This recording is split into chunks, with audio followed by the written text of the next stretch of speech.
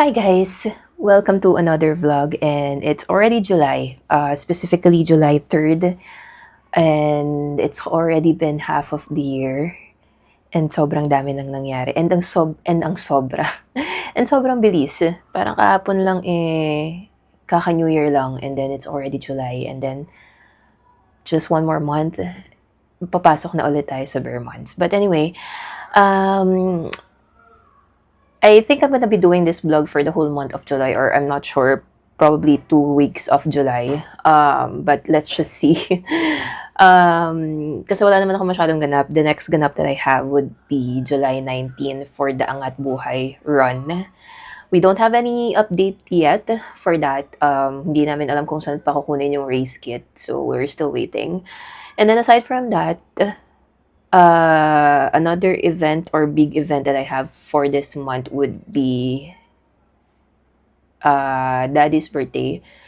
It's his 80th, pero dun lang kami sa bahay. We're just gonna have a catering and it's a surprise.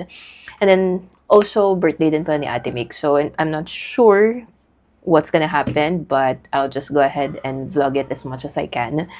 Anyway, today, I was actually craving for sweets today and nagtitingin ako sa Food Panda. Kaso, gusto ko nga rin kasing bawasan yung sugar ko. So, hindi na lang. Magpapaluto na lang ako ng tokwa and then fried chicken later for dinner. Tiisin ko na lang tong cravings ko until dinner. And another thing, I just finished watching something on Netflix. Pero masyado kong ngayon sa action. Specifically because of this actor. Wait lang. I'm currently watching Agent Kim Reactivation. Pero hindi ko memorize kasi yung mga actor. Wait lang. I'm gonna show you guys. Sobrang galing niya. Laging maganda yung mga series netong actor na to eh. Agent Kim Reactivation. Yan, si Soji Sub. Hindi ko lang kung makita nyo, but here he is. Yan. Tapos, kakapanood ko lang din nung isa niyang series pa, which is Mercy for None. I just finished it today. It's only 7 episodes and mabilis lang siya. Sobrang ganda ng mga palabas niya. And, sobrang ganda ng mga palabas niya. I'm excited for the episode for tonight for the Agent Kim. Anyway, what I'm gonna do here right now is I will be fixing si Luffy. So, wait. So, here you go. It's Luffy. Kay jowa to. Pero kasi, wala na siya mapaglagyan. Bili kasi ng bili, wala mapaglagyan. But anyway, since I'm a fan of One Piece, I'm currently watching the anime. And I'm currently at 100 plus. Akala ko nung una 300 na ako. 100 plus pa lang pala. And I need to keep up with that if I need to humabol sa current episodes and since it's still ongoing. But yeah, ito, ilalagay ko siya dito sa kwarto ko since, yun nga, wala na mapaglagyan si Jowa. But let's open it ng sabay. Hindi siya resin, hindi din siya PVC, whatever they call it. I think plastic lang siya. But, let's see. May stand din ata siya. I think I'm just gonna put him upstairs. Ganda.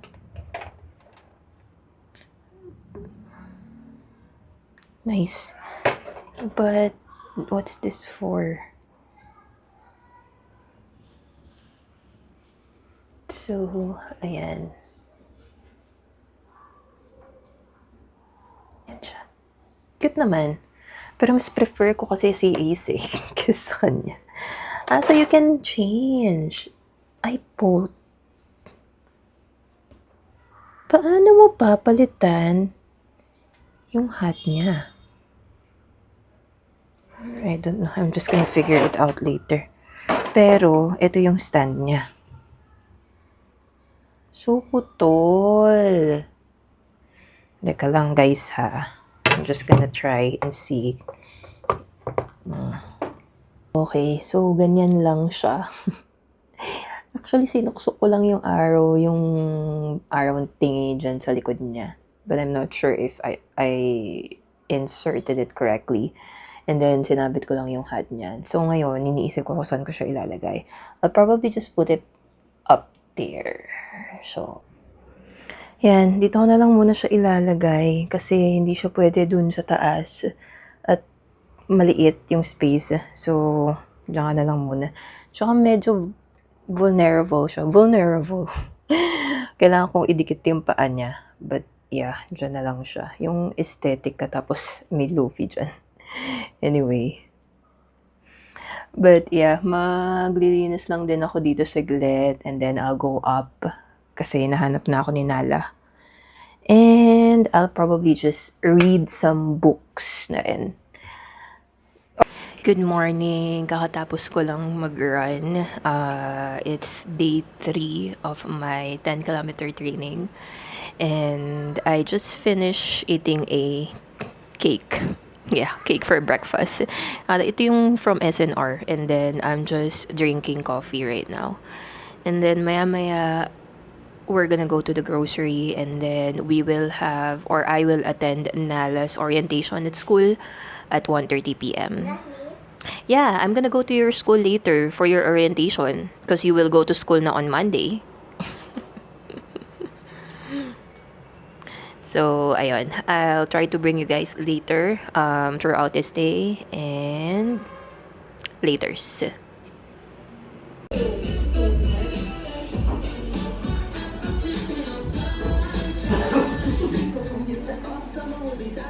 Hello guys, kakauwi ko lang from my first ever parent-teachers meeting.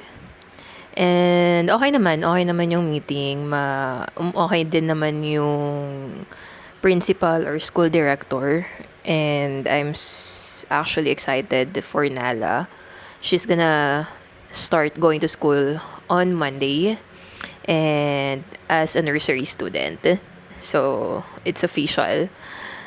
Gigising na naman tayo ng well, technically hindi kasi 10:30 yung class niya eh. So, hindi ko kailangan pala gumising ng maaga, but I do need to think of her snacks for school. And just fact, I don't really cook. I don't know. I mean, I know how to cook yung mga basic, but I don't really know when it comes to food. I let my jowa decide kung anong pwedeng kainin namin. But yeah, I actually, that's one of my goals goals na matutong magluto. But yeah, kailangan kong i-plan yung mga snacks nila kasi Monday to Friday na siya papasok.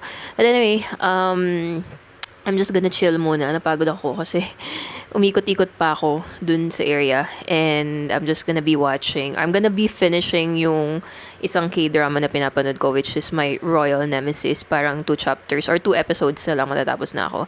And then, chill lang ako dito. And konting magno-notes lang ako later and magjo-journal a bit. And then, aakyat na ulit ako. And I'll see you guys later. 24하루 자니까 뭐 1박 정도 나오죠. 뭐해?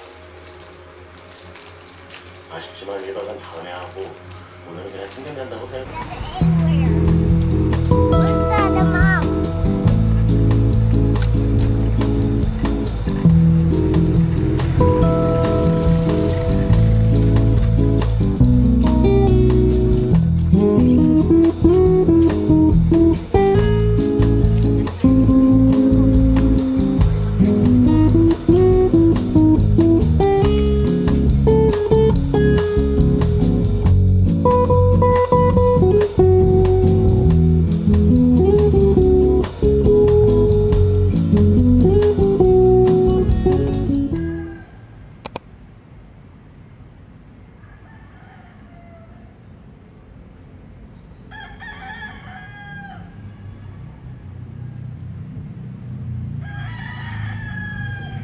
Hi guys, good morning. Kakauwi ko lang. It is my day 4 of training for 10 kilometers. And so far so good. Kaso medyo sumasakit pa rin yung dito ko. Yung dito. I'm not sure why. Pero hindi na siya ganun kasakit today. Or maybe because I was running. Hindi ko na naramdaman kasi manhid na. But I'm gonna monitor it until tomorrow. And then Nagpapaaraw lang ako dito and magjo-journal while drinking coffee. And yun lang naman. Wala naman akong agenda for today. Actually, wala talaga ako agenda for the whole week aside from meeting up with Snugs on Thursday. Magkikita kami sa Magic Casa, sa isang cafe sa Makati. I'll definitely bring you guys with me there. And then, sa weekend, we might go to Las Piñas for Ate Mic's birthday celebration. So, bahala na. Malalaman. Yun lang. Gusto ko lang i-share. And I'll see you guys laters.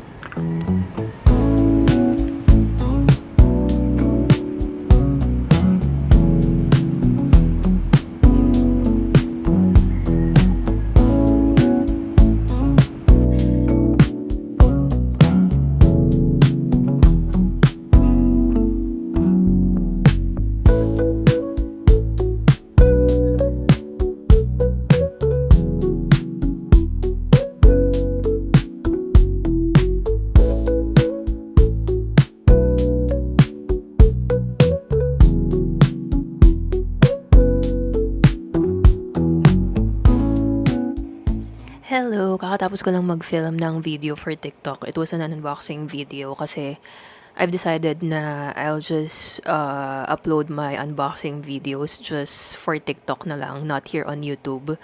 Wala lang, para separated lang sila and para may additional content lang din ako sa TikTok. But anyway, I'm just maybe gonna play a little bit and or probably read a book na lang din and finish the one that I'm currently reading. I've been reading that book for the longest time. It's the book. Tingnan mo, nakalimutan ko agad kung ano yung binabasa ko.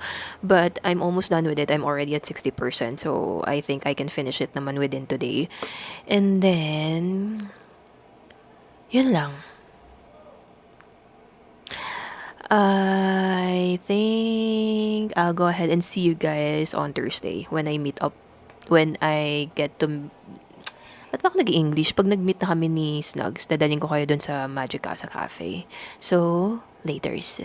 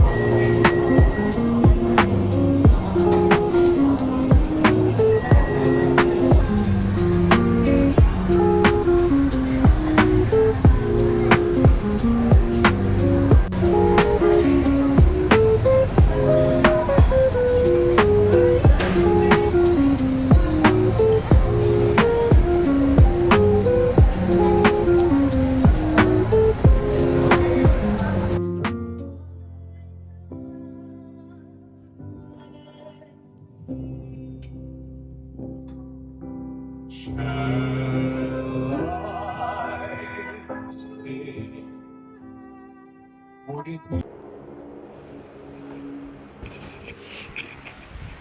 guys, good morning. Kakatapos ko lang mag-ayos and as you can see, I'm wearing the same shirt kasi current favorite ko tong t-shirt na to. But anyway, it's currently Monday, July 14 or no, 13. And I'm gonna go to Ayala, Makati to get the race kit for Angat Buhay Run. Yes, I'm gonna run again this coming Sunday, July 19. And I haven't been really vlogging lately kasi I don't really feel like it at the moment. Akala ko nga magkakasakit ako eh. I still don't really feel 100% at the moment. Akala ko talaga nung isang araw lalagnatin ako, but so far I'm okay, but still not feeling it. Nitong weekend, we went to Las Piñas to salubong birthday ni Ate Mick. I'm gonna show you the pictures here. I wasn't again able to vlog kasi parang I don't think wala lang, ayoko lang talaga mag-vlog the past few days. But here I am, I'm back again. I'm gonna go ahead and bring you guys with me to get the claim kit, or I mean the race kit sa Ayala, Makati. So, let's go. Okay, so yun na nga. I was supposed to bring you guys with me nung kukunin ko yung race kit for the Angat Buhay Run. Pero kasi sobrang lakas ng ulan that time, so I wasn't really able to vlog. Especially, yung area nila is talagang umuulan, so hindi talaga ako nakapag-vlog. But I was able to get it. I was able to get the race kit. For that race, it's gonna be a t-shirt na dry fit and color white. Nothing else is included on the kit, just the bib and what do you call this? Again, the dry fit na shirt. I'm not gonna be sure if there's anything else that will be given after the race. I don't know kung yung loot bag may laman or what, but we're gonna be finding that out. I'm gonna definitely vlog about that as long as maganda yung weather that day. So it's gonna be this coming Sunday. But I'll be ending the vlog here actually kasi mahaba na tong vlog na to. So the race for the Angat Buhay Run would be on a different vlog. But anyway, aside from that, after the day of getting the race kit, the next day, I went ahead and meet up with Darius. He asked me to watch Odyssey. I'm not really a fan of Greek mythology. I don't really know a lot about it. As in, super minimal lang yung alam ko sa kanila. I don't even memorize all the gods and goddess. But to be fair, for someone like me who didn't know anything about Greek mythology or the Odyssey, nagandahan ako dun sa movie. Definitely worth the watch. And buti na lang napilit ako ni Darius manood kasi libre naman niya. So, why not? And then, and then we just hang out then dito sa bahay. Ayun lang naman. Wala naman kami masyadong ginawa then after that. Nagkwentuhan lang kami and then catch up and then ayun. But yeah, I would definitely recommend you guys to watch Odyssey. Super fun and super nice. I love the cast. And I am wanting to read the book now. Luma na siya eh. Luma na yung libro as far as I know. And medyo makapal. But I don't really like reading those kind of books. But I'm gonna be trying. Since medyo naman ako, naging interesado naman ako sa movie. But anyway, ayun nga lang. That's just gonna be it. I'm just filming this to end this vlog for the outro. And I'll go ahead and see you guys on the next one. Bye!